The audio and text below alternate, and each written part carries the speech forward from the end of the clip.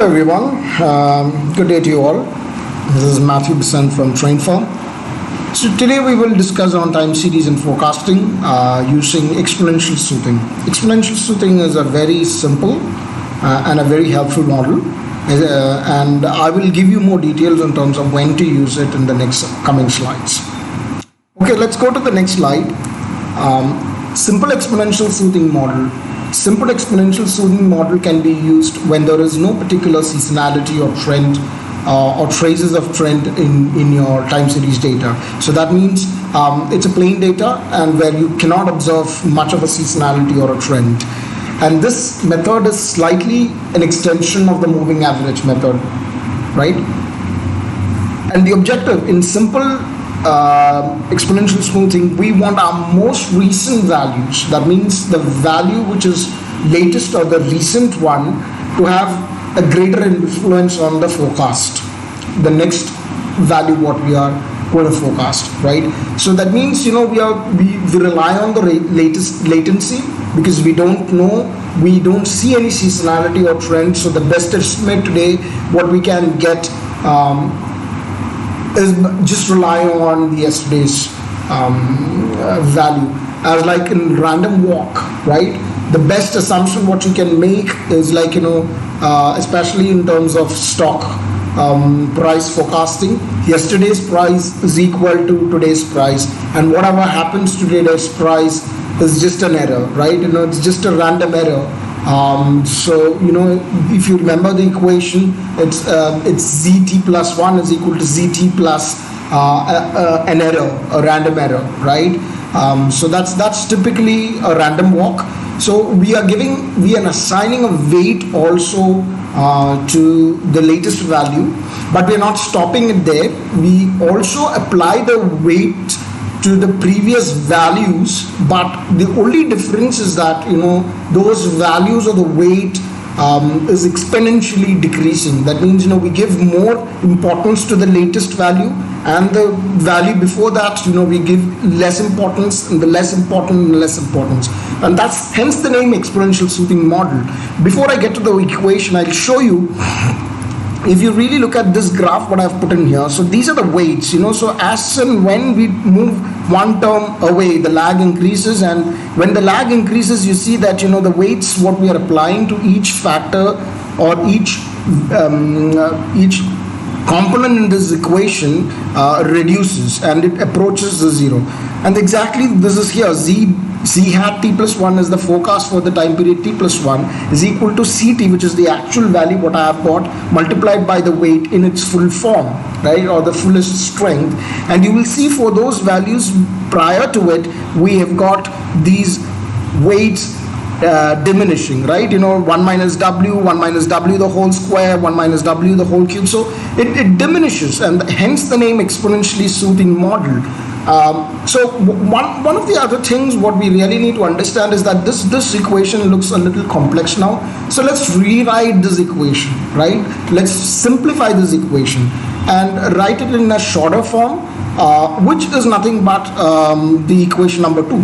And I'll explain to you how we reached equation number 2, right? Z hat t plus 1, which is the same here, is equal to ct into w plus z hat t multiplied by 1 minus w. So this entire part of the equation, what you see in equation number 1 is getting replaced by just this one term z hat t multiplied by 1 minus w. So how did that happen, right? So if we have to get what z hat t, let's open up an Excel sheet and let's look at how this equation z hat t multiplied by 1 minus w in this equation number 2 came. So let me open a simple Excel sheet. Okay, so just don't look at the numbers at this point in time. What I really want to just scribble a few things so that you understand the importance of it. So I'm just going okay, so what we're trying to do is that c hat t, we need to get an equation for c hat t, right? So c hat t, I would write it like this: c t minus 1, which will be the last value, right? zt minus 1 into w which is a weight, right, plus z t minus 2 into w into 1 minus w, right, plus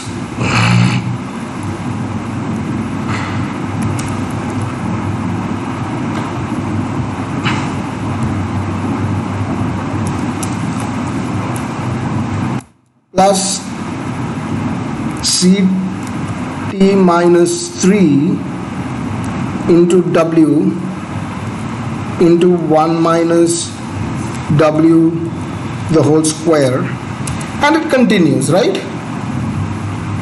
It continues. So the value is diminishing. But here the issue what I have in this Excel sheet, I see this equation, but in the PowerPoint what I saw here, the equation was slightly different, right? So what was the equation there? So in the PowerPoint, I see that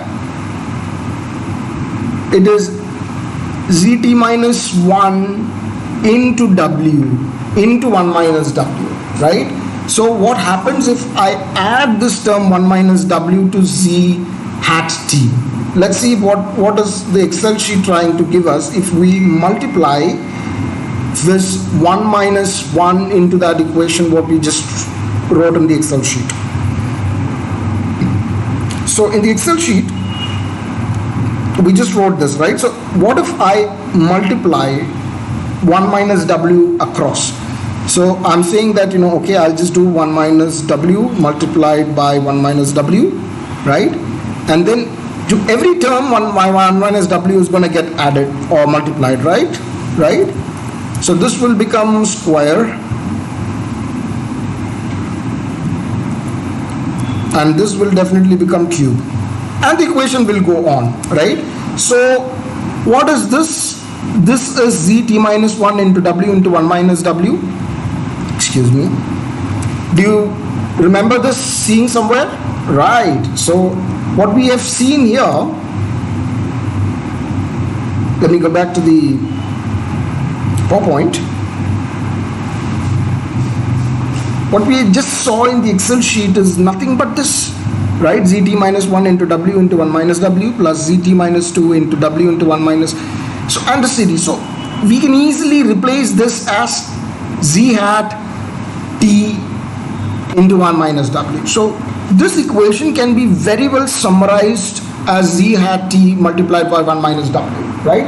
So the big equation number 1, we have simplified it and we have just put it. So what does that mean? That means, z hat t plus 1, which is the next forecast of the actuals what I have today, is equal to my actual value multiplied by w plus my previous forecast for that value, right, multiplied by 1 minus w, right?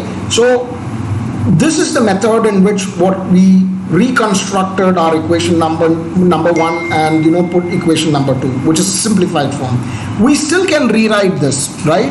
This equation 2 can be rewritten as equation number 3, which is very very important, because this is a very simple formula which you can use very handy when you use exponential smoothing method. So here again, my left hand side still remains the same. I want to create a forecast for the next time period. Here the difference is, instead of ct into w, I'm just taking zt, which is the actual value, and then a little manipulation I'm doing here. It's z hat t minus zt, which is the forecast of ct minus the original value ct, which is nothing but the error component, right? The error between the forecast and the actual multiplied by 1 minus w, right? So we're saying that this equation 2 can be rewritten as equation 3, which is something what we generally use. Going forward, you will get to see that we use these equations in constructing the exponential smoothing model. Are you curious that how did we reach there? Okay, let me show you that. So I can try help you to prove that equivalence. Okay, so equation 2 and 3, right? We want to prove that both are equal. So equation 2 and 3 are nothing but weighted average calculations. If you know how we calculate the simple weighted average, that's the same method what we are putting for equation 2 and 3. So let's assume that if there are two numbers and we need to calculate the weighted average, right? We can do it in two different ways. For example, to make it very simple, let me put this table together, right? These are the two numbers what we have in hand, which is 10 and 12. And assume that, 10, it represents the CT, which is the actual value, and 12, it is probably the forecast value what you have created for CT, right? So typically two values, and we are assuming it is CT and Z hat T. So if we have to calculate the weighted average of 10 and 12, and let's assume that 0.6 is the weight what you want to assign for 10, and obviously what will be the remaining weight, because the total weight is always 100 or 1, which you see here. So what will be the weight for 12? Automatically it becomes 0.4, which is nothing but 1 minus W, right? So W and 1 minus W. So if I have to take a weighted average of 10 and 12 applying weights of 6 and 0.6 and 0.4, I'll just cross multiply it, right? 10 multiplied by 0.6 is equal to 6, 12 multiplied by 0.04 is equal to 4.8, and if I add this, right, I get 10.8, which is nothing but the weighted average of these two numbers, right?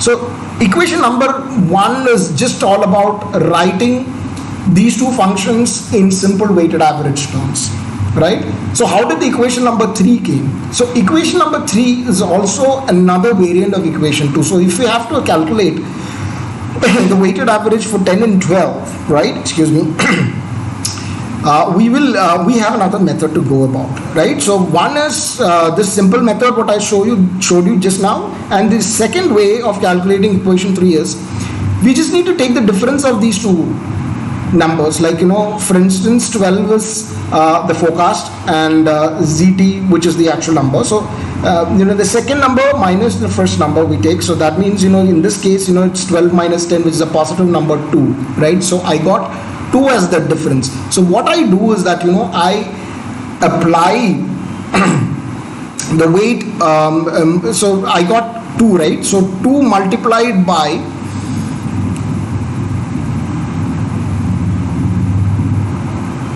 0.4, right? So which is the weight for the second number, right? So the difference of these 12 and 10, and I apply the weight of 0.4. So that means I am applying this weight on the difference, which is nothing but 2 multiplied by 0.4, right? So I got what, 0.8 as the number, right, which I am seeing here, and I'm just going to add that component to 10 directly, right? So if I add that component 10.8, which is between 10 and 12, which is nothing but the weighted average. So these are two different ways in which we are writing the equation. So look at that equation, right? So 10 as ZT and 12 as Z hat T. We need to calculate the next value with Z hat T plus 1 by considering the weight of 0.6. That's the example. So if we apply the equation to Z hat T plus 1 is equal to CT multiplied by W plus Z hat T multiplied by 1 minus W. So if you have to take this example, right? So I told you ZT is 10. So ZT is 0.06 multiplied by 0.06 is this term, plus 12 multiplied by Z hat T multiplied by 0.4, which is 1 minus W, is equal to 10.8. So if we use this example and consider equation number 2, it is 10.8, right? Similarly, if you try and use equation 3, the way we just explained you, the second way of calculating weighted average method is equal to, we are taking ZT, which is 10, plus the difference 12 minus 10, Z hat T minus ZT, multiplied by 1 minus W. 1 minus W is 0.4, right? So I am taking the error and I am applying the lowest weight, that is the 1 minus W weight, which is diminishing, right, to this term, and adding it to my ZT term, I will get the same number, right? So hence we can prove the equivalence of these two. So if we use both the equations to calculate the weighted average, the result is the same, right? Hence we can prove that equation 2 and equation 3 are just same equation written in two different ways. All right, that was just for fun's sake. So another important thing what you need to learn, right? We already learned what is an exponential smoothing method, where to use it, what's the equation for it, right? And we also proved just now the equivalence of the two different equations which we can use interchangeably, whichever you're comfortable with. And now the important point in model creation is the accuracy of a model, right? So there are two types of measures we typically look at, MAPE and MSE, right? MAPE is nothing called mean absolute percent error, right? So this is a very easy measure to use because it is straightforward. It's just a percentage. Whatever number you're getting, it's just a percentage. So you will get to see the accuracy percentage, like or the error percentage. How accurate is your model, right? You know what's the error present in that particular model. Say for instance, okay, let's look at the formula for it. That means it is nothing but your actual value minus forecast value divided by actual, right? So I'll have an actual value, and obviously I would have made a forecast for it before, right? So if I take the difference of it, that becomes the error component, right? Or what was the forecast error divided by actual multiplied by 100. So that's going to give me a percentage, right? So I'm going to get percentage for each and every forecast value and actual value. I'm going to get a percentage, and I'm just going to do the summation of it and divide it by n. So that becomes the average for me. So this will be my mean absolute percent error, right? I'm calculating a percentage of my error, and I'm just taking the average of those errors throughout the sequence or the series, time series what I have, right? And this is always in terms of percentage, and it's very easy to interpret. But when you are dealing with values closer to zero, you will get to see that when you take the difference, the MAPE scores will show higher error numbers, right? So we need to be very careful when we use this number. We got to use it very judiciously, in a very conservative way. Another way of looking at it is the MSE. It's nothing but the mean squared error, right? How does it work? The same way. We don't calculate the percentage here. We would just calculate the error, right? So what happens is that when you are absolutely when you are taking the actual errors and the forecast, you will get to see in some areas you will have minus, in some areas you will have plus, right? So you got to ensure that those negatives gets cancelled. So we square it and then we take a mean of it. So this is more kind of from a statistical method. It will be a value which is more closer to variance, right? So it shows in a squared way what is the absolute error, or what is the error component in a squared way in your forecasting model. So let's take an example, and I will show you how to create a model, and we will also see how we will compute MAPE scores manually, and we will also look at Minitab and see that how we calculate the MAPE score in an automatic way, right? Okay, so let's switch over to our Excel sheet. Just give me a minute. I'm going to open the Excel sheet for you guys. Okay. So now what I'm going to do here is go ahead and show you the example what we were just talking about, right? So let's take this as an example. This is the original series of data what I have. I've got 15 data points, right? And it's a sales forecasting, and I want to apply weights to the tune of 0.4 and 0.8 and create two forecasts, and eventually look at which is a better model, right? So if you just need to recollect the formula what we are planning to use here. It is ZT plus 1 minus W into C hat T, right? So this is a very simple formula, right? So nothing complicated. So now the first question is that okay, I've got the original series and I have the value as 925. So how will you get the forecast of it? So that's a tricky question. So what we do here in this case is the forecast we will take for the first value as the actual value itself. So you have 925, I just put 925 and my forecast became 925. And it doesn't matter because the weights, the impact of this number is going to get minimized as we go or run along this series, right? Because it's 1 minus W in the whole square, 1 minus W in the whole cube, and the whole factor gets completely diminished and goes near to zero. So it doesn't matter. So you'll put 925, and then we will create the forecast as 925. How did we get 925? If you remember, 925 is the original series, and this is forecast series 925, right? I just assumed it.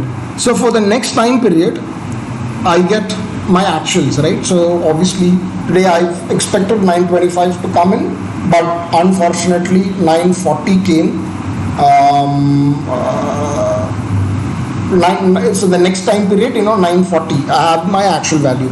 So now let's see how I calculated my forecast, right? It's very simple. It's using the formula 925, which is ZT, multiplied by weight plus my forecast, right? My forecast for ZT, right? Z hat T, right? This is equation 2. This is equation 2, right? Z hat T, that was my forecast, multiplied by 1 minus W, right? Simple weighted average. I'm just having two numbers, and I'm just using a weighted average number, giving 0.4 weight to my original series, which is the latest value I have to compute the next value. So from here, I computed, now it is showing as 925, right? So my actual is 940 and my forecast is 925. So this forecast I just wrote by using these two values, and this is the new value. Now it's time for me to forecast for the next time period. So how do I do that?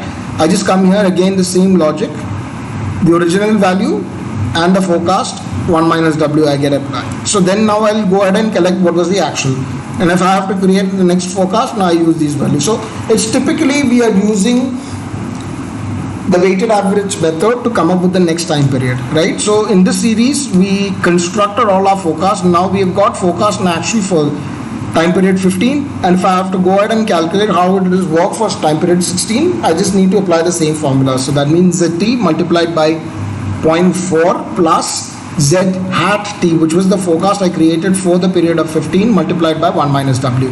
And if I get that, 953.5 would become my forecast for the next period.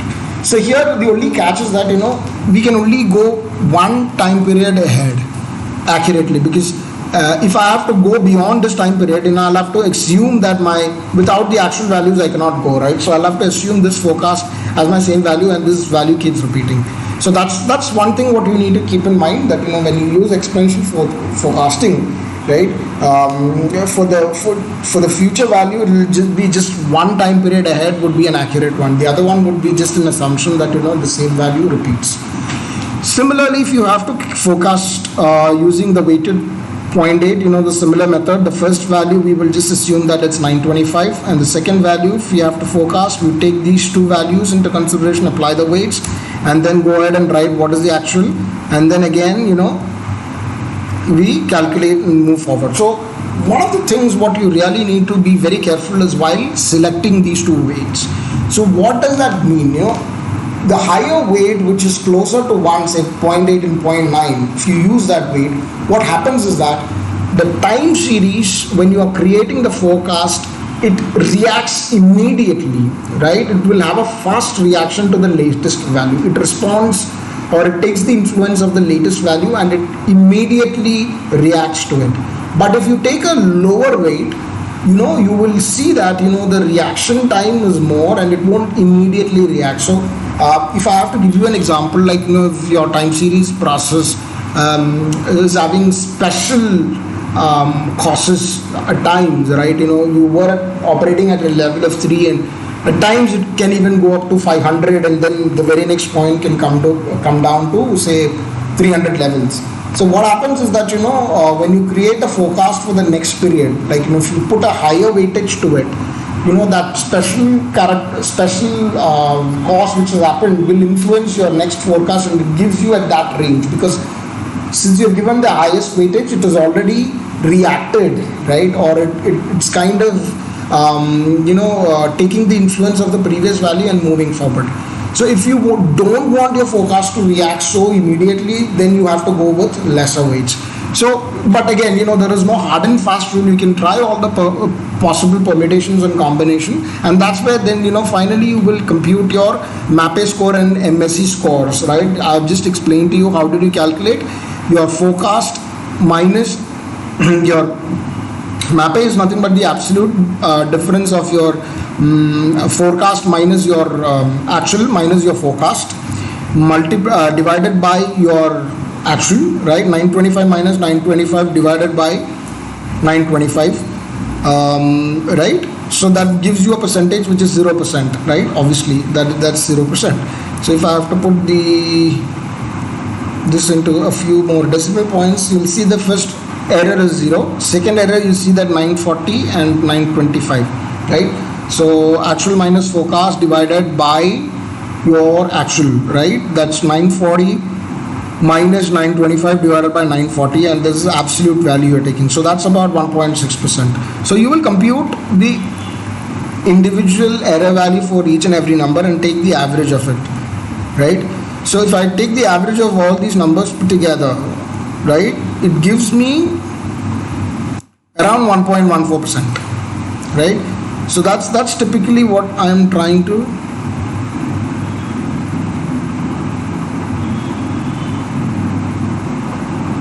do here.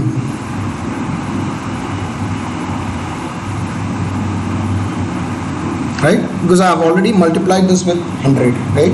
So the percentage will become 1.149, right?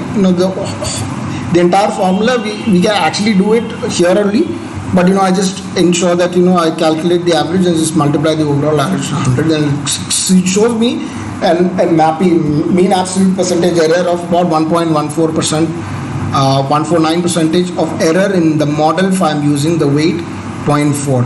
And let's compare that with the 0.8 model. Similar way I will calculate, right, my actual minus forecast divided by forecast actual, and I take the absolute, get the average for it, right, and then multiply it with 100. So I'll see that I've just got a 0.8%. So which one to me looks like a better model in this case? In this particular case I would go ahead with W is equal to 8 because it gives me the least MAPE error of 0.8%, right? There is no hard and fast rule. The thumb rule is that any model which is less than 5% is considered to be a good model, and it all depends. We cannot give a benchmark to it. I'm just giving you out of my experience. But if it is not very crucial, right, a point here and there, it's not going to make a big difference here in your forecasting model, then a value less than 5 should be a good enough number for you. But this is exceptionally good. This is good. It's about 0.8%. See, I told you MAPE will be a little tricky when you are dealing with lower numbers which are close to 0, because the percentage, it will show big percentage numbers, but actually the variation could not be to that extent. So it might get deceptive sometimes when the real values or actual values are closer to 0 and you're trying to create a forecast for it, right? So I hope that you understood the formula, what we used, and also how we go ahead and use Excel in a manual way, how to go and create an exponential smoothing model. So if I have to show this very simple example in Minitab, right, how would I do it? I'll just go to Minitab, just give me a minute. I'll open this sheet for you in Minitab, and let's see how we calculated it, right? Okay, forget about this model. I just want to show you the data which is here. Okay, worksheet 1. So I've got the original data series here, days, or the periods, 15 periods of data, and this is the original series, right? This goes like this. For now I'll just remove this because if it's confusing. So what I'm going to use here is a simple exponential model. Right here I've got the simple exponential model, single exponential model. I'll just go original series, right, and I want to compute this in terms of 0.8 weight, right, and I want to create one forecast, and I want to start this from 15, right, and I'll just go ahead and click OK. Let's get to see what's called. Okay, so here's the forecast, the actual value, and this is the forecast what we have created. So you see that it's around close to 0.856%. So manually there was some 0.8%. So, here and there will be some approximation error. So you'll see that in Minitab, it's just a click of a button. You have created the next forecast and the model is close to around 0.8%. Having 0.8% of error, which is a very good model, right? So you will get to see all the fits here, MAPIs, MAD and MSD, mean absolute error or mean absolute deviation and mean square deviation, right? So here you will get to see the constant we have applied is 0.8 and we've got 15 data series, and the next forecast what we can create is about 16th forecast 955.659 is the value what the forecast through, and with an accuracy level of about close to 99.1%, or I've got around 0.85% error in the model what I'm using, which is a fairly good enough model. So I've shown you how to use it in Excel. I've shown you how to use it in Minitab. In case I hope that you have enjoyed the video and you got some idea of how to conduct smoothing, simple exponential smoothing model, where to use it, when to use it, how to use it now. And we discussed on both the tools Excel and Minitab. So in case if you have any queries, as I always tell, please drop a mail to info@trainfirm.com. I will try and give you a response as quick as possible, and if it is very urgent, drop me a line at info@trainfirm.com with the query, and just mark that it's urgent, so we'll get into a WebEx session of TrainFirm, and then I will try and sort the matter on a real-time basis, provided I have time to respond to you in that manner. And I hope you enjoyed the session. Good luck. Use this technique for your exercise or your project, and let me know your feedback. Thank you so much. You all have a great day.